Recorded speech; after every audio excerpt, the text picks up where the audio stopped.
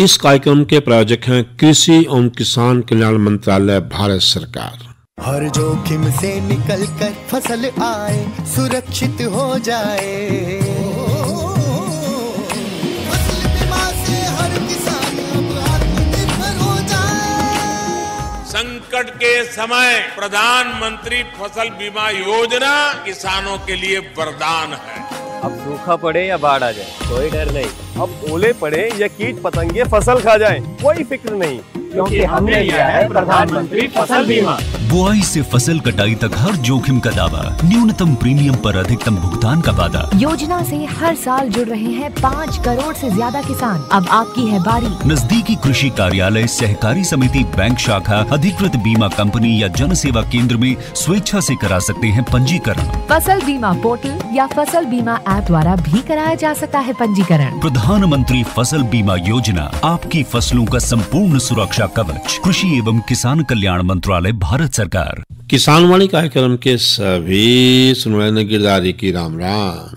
साथियों, कार्यक्रम किसानवाणी दिन मंगलवार और इस कार्यक्रम में हम लाए आपके बीच फोन इन, और फोन इन में एक ऐसा विषय जो जरूरी है समय मौसम परिस्थिति के हिसाब से, ताकि आपकी उससे संबंधित जो भी आपकी समस्या है उसका समाधान आप सीधे ही हमारे विशेषज्ञ से कर सकें।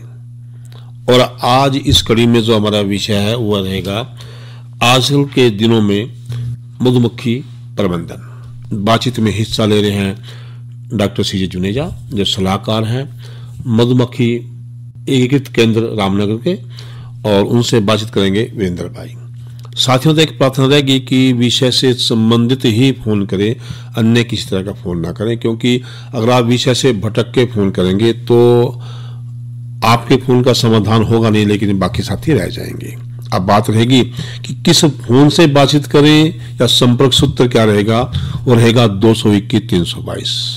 जो साथी कुरुक्षेत्र से बाहर के हैं या मोबाइल से बातचीत करेंगे उनके लिए एसटीडी कोड आवश्यक है, और एसटीडी कोड रहेगा 01744। तो इस तरह से 01744 221-322 हमारा संपर्क सूत्र होगा। एक बार फिर बता दें कि आज का जो हमारा विषय है वह है आजकल के दिनों में मधुमक्खी प्रबंधन। और उससे पहले एक आवश्यक सूचना आप तक, और ये है कि आकाशवाणी कुरुक्षेत्र केंद्र खेतीबाड़ी और किसानों से जुड़े कार्यक्रम किसानवाणी के लिए स्व परीक्षा के माध्यम से कंपेयर के लिए आवेदन आमंत्रित करता है। उसकी योग्यता इस प्रकार है: प्रार्थी की आयु न्यूनतम 20 वर्ष और अधिकतम 50 वर्ष होनी चाहिए। प्रार्थी कुरुक्षेत्र नगर पालिका का निवासी होना चाहिए।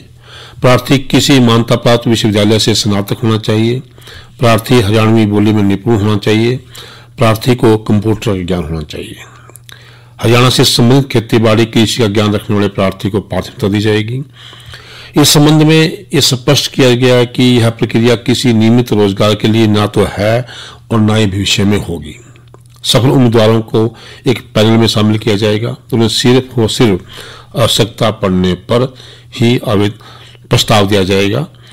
आवेदन पत्र किसी भी कार्य दिवस पर आकाशवाणी कुरुक्षेत्र कार्यालय से प्राप्त किए जा सकते हैं। आवेदन की अंतिम तिथि 13 अगस्त 2025 है। सूचना समाप्त हुई। और कार्यक्रम में जाने से पहले एक संदेश और।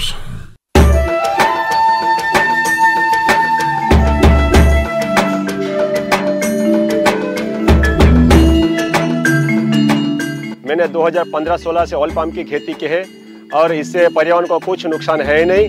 और इनका जो पेड़ पौधा होता है इनसे हम मल्चिंग भी यूज करते हैं, और इनका यूज से हम काफ़ी सारा ज़मीन में नमी लेते हैं। और इनके अंदर इंटरक्रॉप जो है, जो कपास वगैरह लगाते हैं तो हम डबल गुनाई लेते हैं और अच्छा रहता है। ऑयल पाम का खेती में दान और गन्ने से कम पानी लगता है। इसमें गवर्नमेंट का तरफ से ड्रिप सिंचाई के लिए पैसा भी दिया जाता है। ऑयल पाम की खेती के लिए मुझे सरकार ने पौधे सीडलिंग देते हैं। वो जब बड़ा हो जाता है, जो फल जो देता है, हर महीने सरकार उसी फल खरीदने के लिए एक रेट बना के देते हैं। वही रेट पे कंपनी खरीद लेते हैं। मैं काट के इकट्ठा कर देता हूँ, कंपनी उठा के लिए जाते हैं।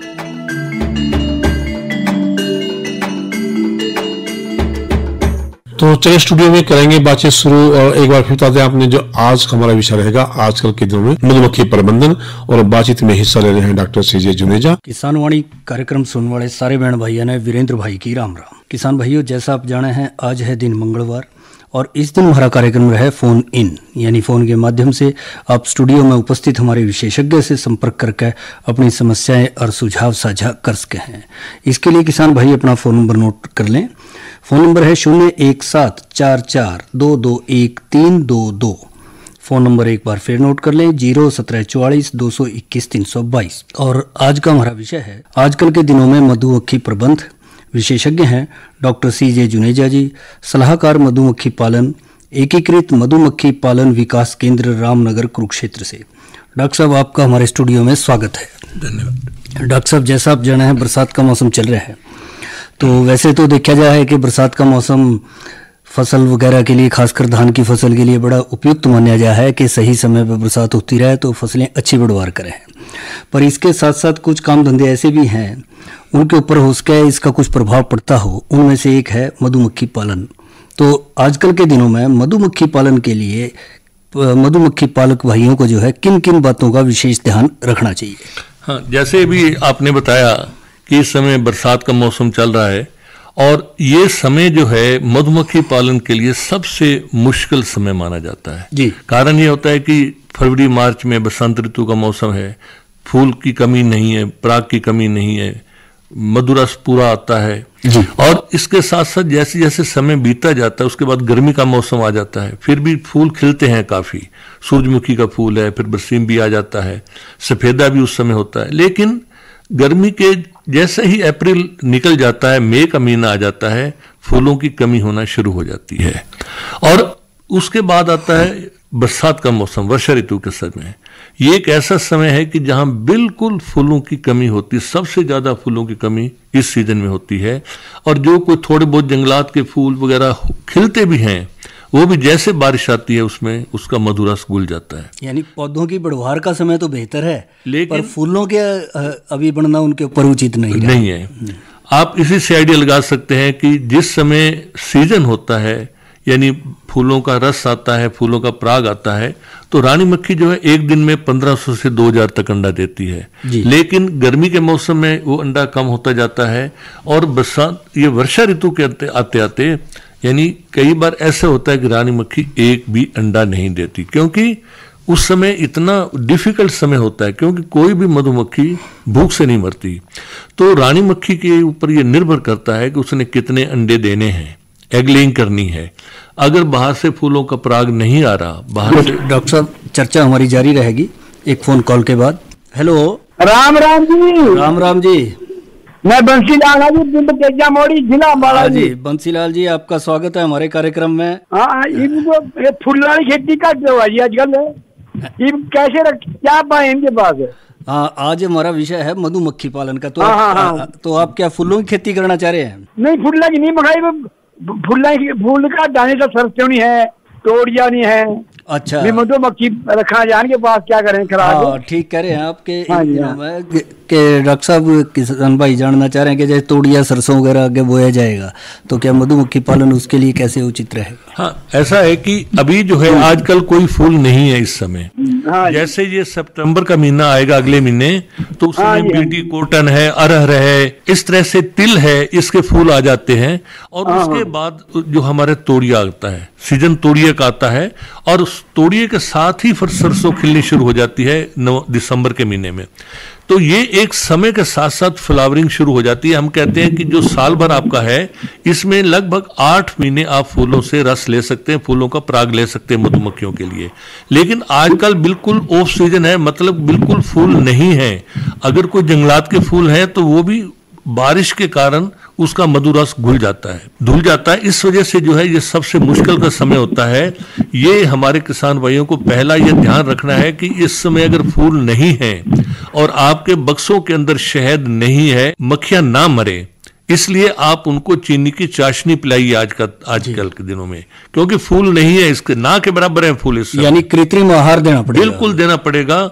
और उसके लिए जो है आप चीनी का घोल उनको बना के दे सकते हैं। और इसके लिए क्या होता है, मान लिया आपके पास 100 बक्से हैं और हर बक्से के अंदर आप 1-1 लीटर चीनी की चाशनी देना चाहते हैं, तो 1 हिस्सा पानी और 1 हिस्सा चीनी, मतलब 50 किलो चीनी को 50 किलो पानी में, लीटर पानी में घोल दीजिए।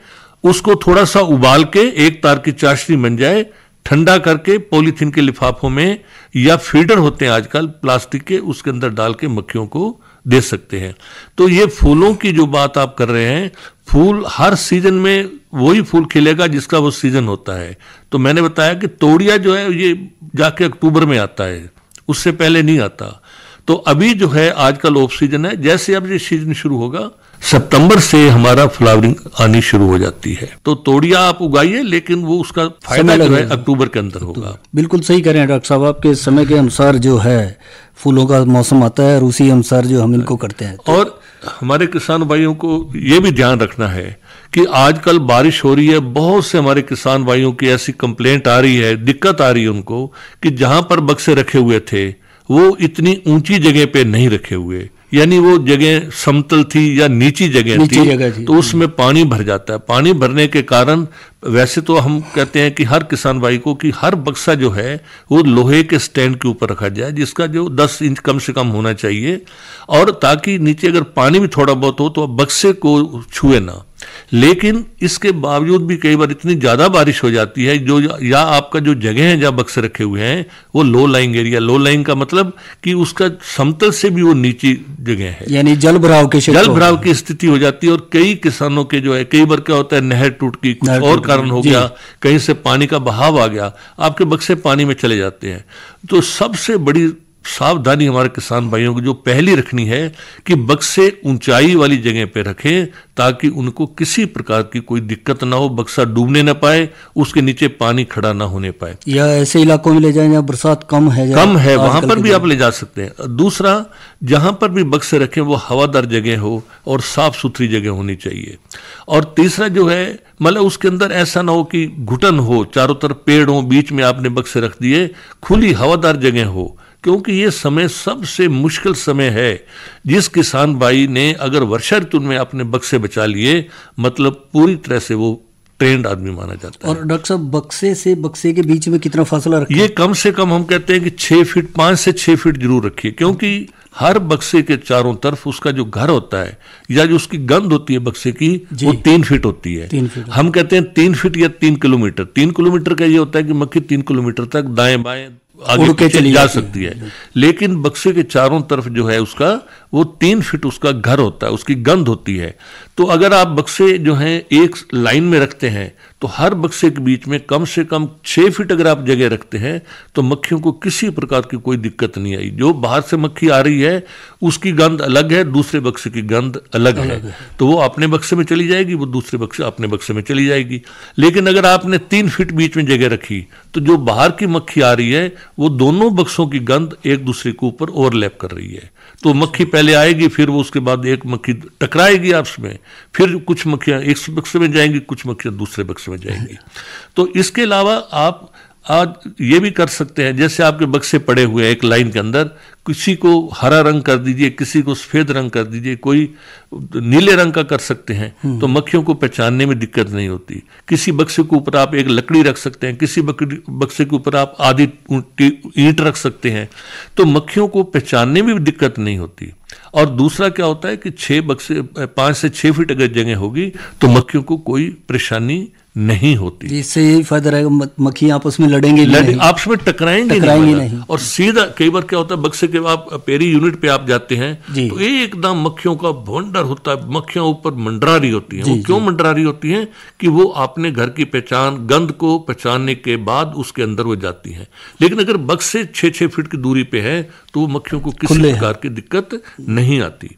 और एक और भी ध्यान रखें कि आजकल के बरसात के सीजन में हर बक्से को आप हफ्ते में एक बार जरूर उसको अच्छी तरह से उसका देखभाल करें, निरीक्षण करें उसका। बिल्कुल, उसका बाहर का ढक्कन उतारिए, अंदर का ढक्कन उतारिए, उसकी बोरी को उतार के भी रख दीजिए, फ्रेम चेक करें, फ्रेमों को चेक करें कि रानी मक्खी अंडे दे रही है या नहीं दे रही है। इसके अलावा नीचे कोई गंदगी तो नहीं है, और गंदगी है इसका सबसे बड़ा कारण क्या होता है, बक्से हम जो रखते हैं चाहे वो स्टैंड पे रखें चाहे जमीन पे तो रखने ही नहीं चाहिए। आप ये कोशिश करें कि आपका जो स्टैंड है पीछा का हिस्सा जो है वो कम से कम 3-4 मिलीमीटर यानी आधा इंच आप ऊंचाई कर दीजिए, उससे क्या होगा, एक तो बारिश का पानी, जैसे बारिश आई, अगर वो बक्से के अंदर बारिश का पानी चला भी जाता है तो तलपट्टे से वो बाहर की तरफ निकल जाएगा। दूसरा, मक्खियां बक्से की सफाई कर देती हैं, जितनी गंदगी होती है वो बाहर चली जाती है। अगर बक्सा प्लेन है, बिल्कुल समतल है या पीछे की तरफ झुका हुआ है तो सारी गंदगी वहां पर इकट्ठी हो जाएगी, इससे सीलन आ जाती है, बक्से में बीमारियां आ जाती हैं। तो कोशिश करें कि मक्खियां आपका बक्सा पीछे से उठा हुआ हो। इसके अलावा एक चीज का और भी ध्यान रखना है, जैसे मैंने भी आपको बताया कि जब कोई भी मधुमक्खी भूख से नहीं मरती, इसका मतलब ये हुआ कि आजकल हमारा फीड नहीं आ रहा बाहर से, मतलब फूलों का पराग नहीं आ रहा और मधु का रस भी नहीं आ रहा, मधुरस नहीं आ रहा, नेक्टर जिसको हम बोलते हैं। तो इसका मतलब ये हुआ कि रानी मक्खी जो 1500 या 2000 अंडे बसंत ऋतु में दे रही थी, आज वो एक अंडा भी नहीं देती, या थोड़ा बहुत अगर फूलों का रस आ रहा है तो 10, 20, 50 अंडे दे रही है। लेकिन जो मक्खियां ऑलरेडी हैं बक्से के अंदर, वो अपनी उम्र के हिसाब से मरती जा रही है। तो जो बक्सा 10 फ्रेम पे था मार्च या अप्रैल के महीने में। डॉक्टर साहब, चर्चा हमारी जारी रहेगी एक फोन कॉल के बाद। हेलो हेलो, हाँ जी, राम राम जी। राम राम जी। आपका नाम? बलदेव सिंह जी। बलदेव जी, आपका स्वागत है, अपना प्रश्न करें। हाँ जी, हाँ, सारसा गांव से बलदेव सिंह जी। हेलो। मक्खी में शहद नहीं निकला जीव के, क्या वो यार चीनी भी रखी थी। अच्छा, शहद नहीं निकला, कम निकला ना? हाँ, तो डॉक्टर साहब कितने दिन से रख रखा है डब्बा? हाँ, ये 10 किलो चीनी को 6 डब्बे आ रहा है। 6 डिब्बे थे? हाँ। अच्छा, तो उनमें से 1 किलो चीनी भरी है। हाँ, उनमें से कम शहद निकला। अच्छा, तो डॉक्टर साहब 6 डिब्बे थे और कम शहद निकला उनके। उसका मैं आपको कारण बता सकता हूं कि अगर तो फूलों की आसपास, मतलब जहां पर आप बक्से रखते हैं, मक्खियों की जरूरत क्या है, एक फूल होना चाहिए 1 किलोमीटर के अंदर, और दूसरा जो है आधे किलोमीटर के अंदर पानी होना चाहिए। ये इसकी आवश्यकता है मक्खियों की। लेकिन अगर आपके पास 6 बक्से हैं, हम कहते हैं कि ऑन एन एवरेज जो बक्से का मतलब जो शहद हमें लेते हैं 10 किलो मिल जाता है आम साधारण एक डिब्बे से। लेकिन अगर आपको बक्से में से शहद नहीं मिला, उसका एक कारण यह हो सकता है कि आपके बक्से के अंदर मक्खियों की संख्या पूरी ना हो, क्योंकि हमारे यहाँ पर ज्यादातर किसान लोग जो हैं वो सिंगल बक्से हैं, मतलब कि एक बक्से में ज्यादा से ज्यादा 10 फ्रेम आते हैं। और हम ये किसानों को सुझाव देते हैं कि आप जो है 2 बक्से एक साथ रखिए, मतलब एक बक्सा नीचे का, एक बक्सा ऊपर का। उससे क्या हो, हाँ जी, डबल बक्सा, मतलब सुपर के साथ बक्सा लगाइए। उससे क्या होगा कि अगर आपके पास नीचे का जो बक्सा है उसमें आपकी रानी मक्खी है, वर्कर्स मजदूर मक्खियां हैं, नर मक्खियां हैं, कच्चा शहद है, पका हुआ शहद है, अंडा है, लार्वा है, प्यूपा है, पराग है, लेकिन जो जरूरत से फालतू शहद होगा वो ऊपर के बक्से में आएगा। इससे आपको 2 फायदे होते हैं। एक फायदा ये होता है कि जो ऊपर के बक्से में शहद जाता है वो बिल्कुल 100% शुद्ध शहद होता है, बिल्कुल प्योर शहद होता है। जब उसको आप निकालते हैं तो आपको किसी प्रकार का मक्खियों के काटने का डर भी नहीं रहता, क्योंकि अंडा, बच्चा, लार्वा कुछ नहीं है। हमारे यहाँ बहुत से किसान ऐसे हैं कि वो सुपर का बक्सा लगाते ही नहीं है। हाँ, आपने सुपर का नहीं लगाया तो आपने नीचे का बक्सा रखा हुआ है। इससे क्या होता है कि जब आप शहद निकालते हैं तो बच्चों क्या होता है, फ्रेम के बीच में ऊपर का 20% शहद हो जाता है, नीचे अंडा, लार्वा, प्यूपा है। जब आप शहद निकाल लेंगे तब भी आपको दिक्कत होगी, मक्खियां भी आपको काटेंगी। मक्खियां ये महसूस करती है कि आप तो डाका डाल रहे हैं। अच्छा। चोरी भी नहीं कर रहे जी। ऊपर के बक्से में तो चोरी कहते हैं, चलो मक्खी को हम शहद की चोरी कर लेते हैं, लेकिन नीचे तो जब बच्चों की खुराक का जो उनका निवाला है वो भी आप छीन रहे हैं। तो इससे क्या होता है कि आपका शहद भी आपको कम मिलेगा, क्योंकि मक्खियों की संख्या इतनी है ही नहीं। कभी भी बक्से के अंदर आपने संख्या नहीं देखनी कि कितने बक्से आपके पास हैं, आपने ये देखना है कि आपके बक्सों के अंदर मक्खियों के फ्रेम कितने हैं। कोशिश कीजिए कि आपका बक्सा कभी भी 10 फ्रेम 8 फ्रेम से कम तो होना ही नहीं चाहिए, और कोशिश कीजिए कि डबल बक्सा लेके जाइए।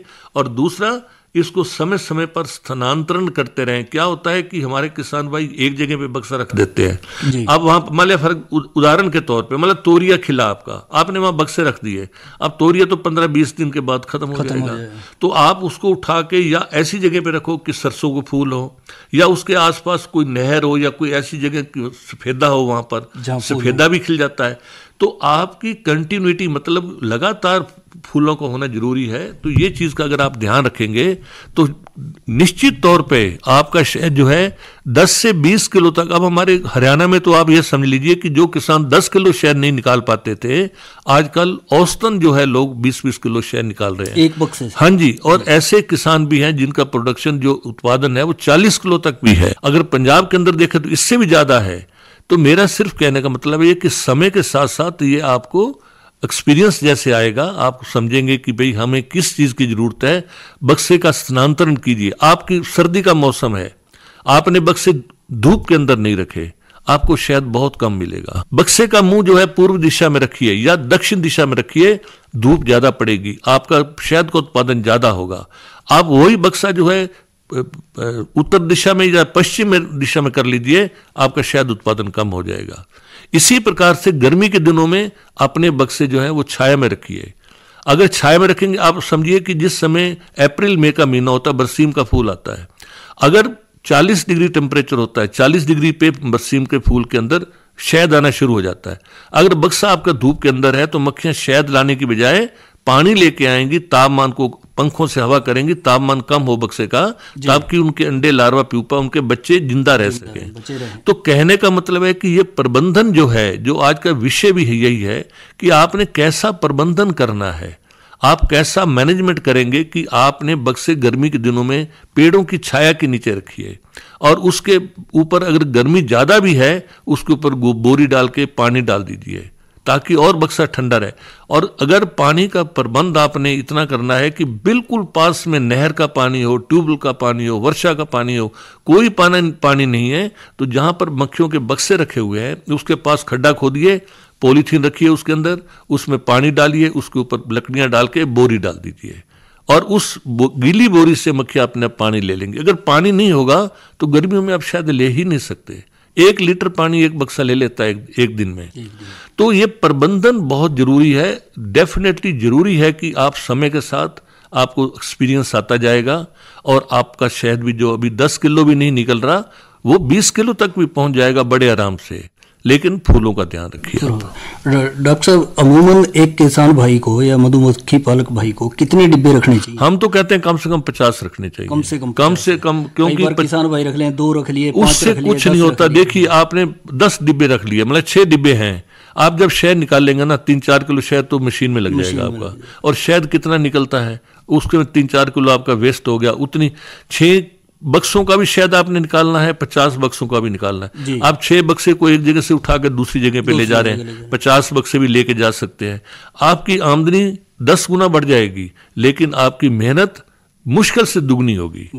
तो कोशिश कीजिए कि अगर आप नहीं ज्यादा बक्से खरीद सकते, आपके पास पैसे का प्रबंध नहीं है तो डॉक्टर साहब, तो हम बात कर रहे हैं डॉक्टर साहब मधुमक्खी पालन के जो प्रबंधन है इन दिनों में, बरसात के दिनों में कैसा रहे? तो क्या इन दिनों में कोई कीट पतंगों का ही प्रकोप होता है? बहुत प्रकोप होता है। मैंने बता दिया कि आप जब बक्से को देखेंगे तो आप ये कोशिश कीजिए कि कोई भी फ्रेम, जैसे मक्खियों की अंडे देने की क्षमता मतलब उसमें कम देने लगती हैं तो आपके फ्रेम खाली हो जाएंगे। अगर 10 फ्रेम मक्खियों के हैं आपके अप्रैल के महीने में, उसमें 1 लाख मक्खी है, इस महीने तक जुलाई अगस्त में आते आते 70-80 हजार मक्खी रह जाती है। मतलब कि आपके जो 2 फ्रेम है वो बिल्कुल खाली हो जाते हैं। तो खाली फ्रेम जो है ये एक प्रकार से न्योता दे रहे हैं बीमारियों को। मोमी कीड़ा जो होता है, मोमी पतंगा जो होता है, ये बाहर से मतलब कहीं से भी दरार होगी बक्से के अंदर, या जो इसका प्रवेश द्वार या निकासी द्वार है बक्से का, वहां से पतंगा अंदर चला जाता है और थोड़ी सी जगह गंदगी दिखी वहां पर अंडे देगा और उसके बाद उसका लार्वा जो है वो खाली फ्रेमों के ऊपर सुरंगे बनाता हुआ चले जाएगा। तो वो मोमी पतंगा मीन्स मोम खाने वाला पतंगा, और इसका नुकसान इतना भारी होता है कि अगर आप उस खाली फ्रेम को उठा के उसका परिरक्षण नहीं करेंगे, यानी आप एक पॉलीथीन का लिफाफा लीजिए उसके अंदर जो है आप 100 फ्रेम डाल दो, एक सल्फास की गोली डाल के उसके मुंह दोनों तरफ से बंद कर दो, तो आपका वो सेफ सुरक्षित रहेगा। अगर सुरक्षित नहीं रहा तो क्या होगा, मान लिया आपका फ्रेम जो है वो 20 रुपए का है जी, और मोम की शीट 20 रुपए की है, जब मक्खियां छत्ता बना लेती हैं उस फ्रेम की कीमत आपकी 125 से 150 रुपए है।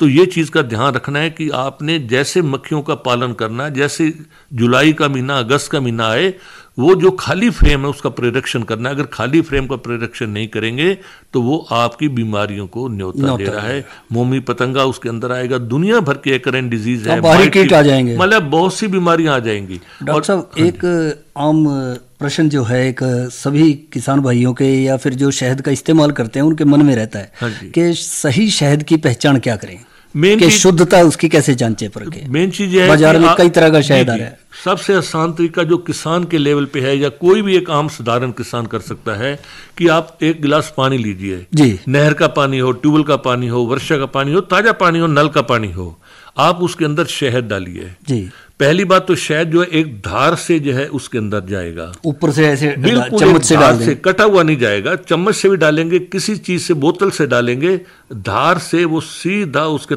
तले पे बैठता जाएगा और इकट्ठा होता जाएगा, पानी को क्रॉस कर, बिल्कुल पानी के बीच में से धार जाती हुई तले पे चला जाएगा। और अगर आप उस पानी को शेक नहीं करते, हिलाते नहीं है जब तक, वो शहद पानी के अंदर घुलेगा नहीं। अच्छा, तब तक वो ऐसे बैठा रहेगा। जब तक पानी को आप हिलाएंगे नहीं तब तक वो घुलेगा नहीं। लेकिन अगर उसके अंदर चीनी का घोल है, शीरा का घोल है, कोई सिरप है दूसरा कोई और, तो उसका दूधियापन, जैसे शहद को पानी के अंदर डालेंगे उसका दूधियापन पानी के अंदर आ जाएगा, पानी के अंदर। और आपको मैं ये भी एक बताता हूँ कि एक लोगों में बड़ी अज्ञानता आ गई है कि शहद जमा हुआ वो कहते हैं कि अशुद्ध है और पिघला हुआ शहद शुद्ध है जी। ये बिल्कुल अज्ञानता है। 99% शहद जो है वो जमते हैं। विदेशों में कभी शहद लिक्विड फॉर्म में होता ही नहीं है, वो जमा हुआ शहद ही लोग खाते हैं जैसे जैम होता है जी। तो ये चीज का ध्यान रखें कि लो टेम्परेचर पे शहद जम जाता है। सर्दियों में कई बार शुद्ध शहद जम जाता है शीशे में। 100% मैंने बताया कि 99% शहद जम जाता है, लेकिन जब उसको थोड़ा सा गर्म पानी में रखेंगे या धूप में रखेंगे तो वो ओरिजिनल फॉर्म में आ जाएगा, वही रंग, वही उसकी गंध और वही उसका टेस्ट।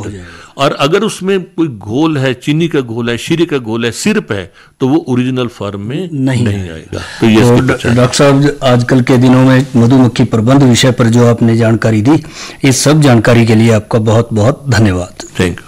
इस कार्यक्रम के प्रोजेक्ट थे कृषि एवं किसान कल्याण मंत्रालय, भारत सरकार। अरे क्या कर रहा है? इधर इधर इधर हम बोल रहे हैं तेरे बीजू का। उतला बोल रहा है? पक्षियों से तो हम खेत को बचा लेते हैं, पर इन घातक रसायनों से कैसे बचाएं? मतलब? देख बेटा, तू जो ये अंधाधुंध रसायन मिलाता है ना, मिट्टी की सेहत बिगड़ने लगी है। और जब माटी ही कमजोर पड़ जाएगी तो उपज कैसे सेहतमंद होगी? अरे पहले ऐसा नहीं था। पूछना अपने बड़े बुजुर्गों से, कैसे फसल लहलहाती थी, शुद्धता झलकती थी। हाँ, माटी भी तंदुरुस्त और लोग भी। अरे पहली वाली बात कहाँ? पर अब तो सब यही डाले हैं। सब नहीं, आज भी लाखों जागरूक किसान परंपरागत विधि से फसल उगा रहे हैं। खर्चा कम और उपज की कीमत भी बेहतर पा रहे हैं। सच है? रे बेटे, एक्सपीरियंस से बता रहे हैं, धूप में बाल सफेद नहीं किए हैं। हाँ। ठीक है भाई, मैं भी आज से जैविक खेती शुरू करूंगा। माटी से प्रेम की परंपरा है, परंपरागत खेती। ये था हमारा आज का कार्यक्रम किसान वाणी, जिसमें आज का विषय था आजकल के दिनों में मधुमक्खी प्रबंधन। बातचीत में हिस्सा ले रहे थे डॉक्टर सीजे चुनेजा और बातचीत के थे वीरेंद्र भाई। इसके अलावा आज का हमारा किसान वाणी कार्यक्रम समाप्त हुआ। कार्यक्रम के सभी सुनने की राम राम।